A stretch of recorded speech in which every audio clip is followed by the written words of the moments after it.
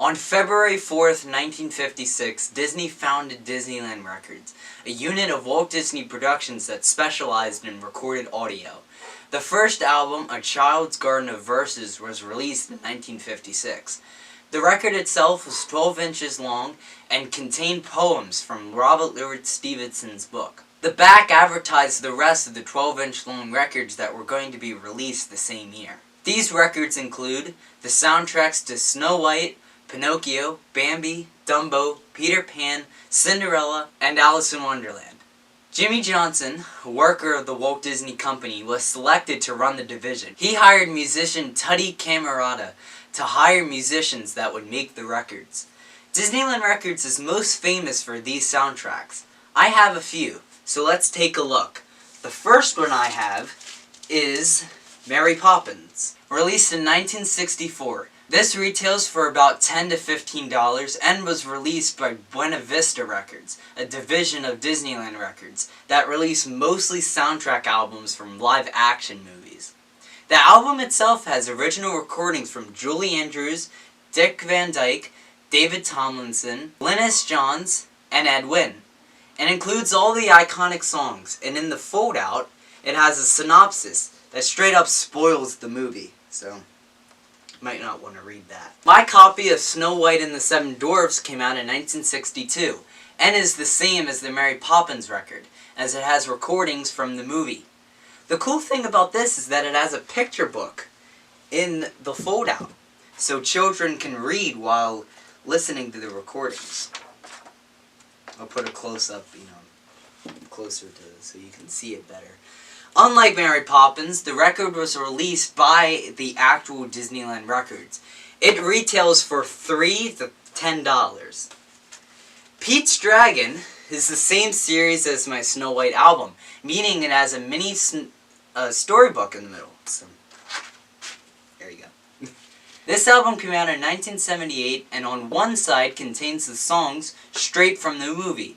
On side 2 has the Pete's Dragon story, read by Al Kasha and Joel Hirschhorn. This vinyl retails for around $8 now. Disneyland Records were always looking for new artists to come and write for them. There were two brothers from New York that caught Walt's ear. Those brothers were Robert and Richard Sherman. The first song they wrote for Disney was Sherman's song in 1961.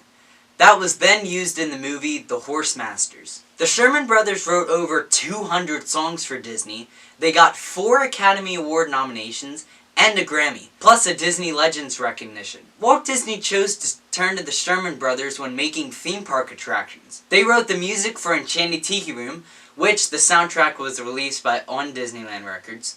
One Little Spark from Journey into Imagination, which yes, is actually on a Disneyland Records release, the Epcot Center official album. Easily the most iconic song that the Sherman brothers ever wrote is A Small World.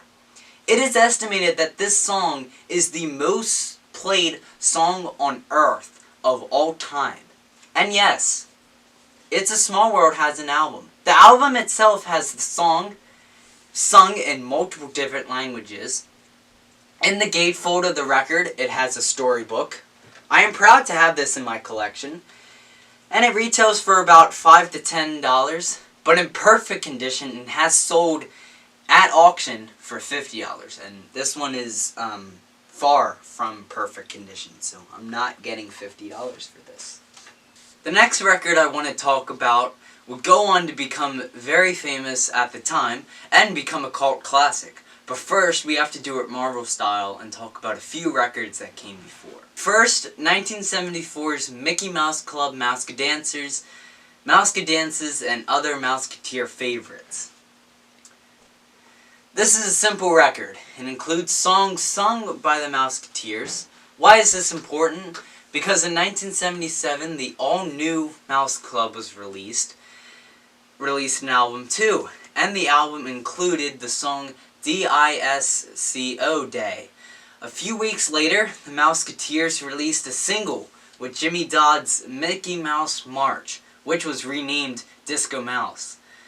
This single did not do anything on the charts, but these songs and the craze of disco inspired the creation of Mickey Mouse Disco. Mickey Mouse Disco was one of the rare times that Mickey and other characters were actually voiced and used on a record from the label. Jim Magan and Gary Kreisel worked on the album. Dennis Burnside wrote the new arrangements to the songs. The album came out in 1979, and for the second time, a Disneyland Records album was sold through direct response advertising on TV. This was the commercial.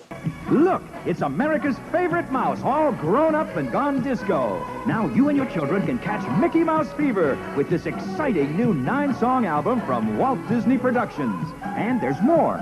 2 big bonus albums with 54 of your youngsters' favorite songs. This offer is unavailable in stores. Here's Donald himself as Macho Duck. Macho Duck. The greatest band. And watch out for Goofy. There are disco versions of great Disney standards like It's a Small World. Plus 2 bonus records with 54 children's favorites like Oh Susanna, On Top of Old Smoky, London Bridge, Row Your Boat, Hokey Pokey, and Yankee Doodle. That's 3 records in all for just $9.98. 8-track or cassette, $12.98. This fun-filled offer is only available on television. Here's how to order.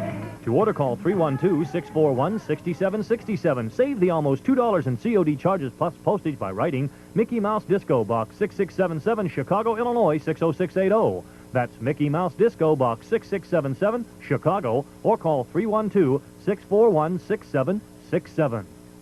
Mickey Mouse Disco charted at number 35 in 1980. With Mickey Mouse Disco being such a success, they knew they wanted to make more records featuring known characters. Disney's next project would be an exercise album for children called Mousercise. The album would encourage children to exercise in their room by moving their arms and legs. Michael Stewart produced the album, and Billy Myers, Edwin Starr, and Earl Capps arranged the songs. Clarence Ducky Nash even made an appearance as Donald Duck. The album came out in 1982. Mousercise did not chart, but it was a success again. On Disney Channel in 1983, the Mousercise TV show started. Kellen Plaschart starred, and Steve Stark was a character in a segment about health and safety.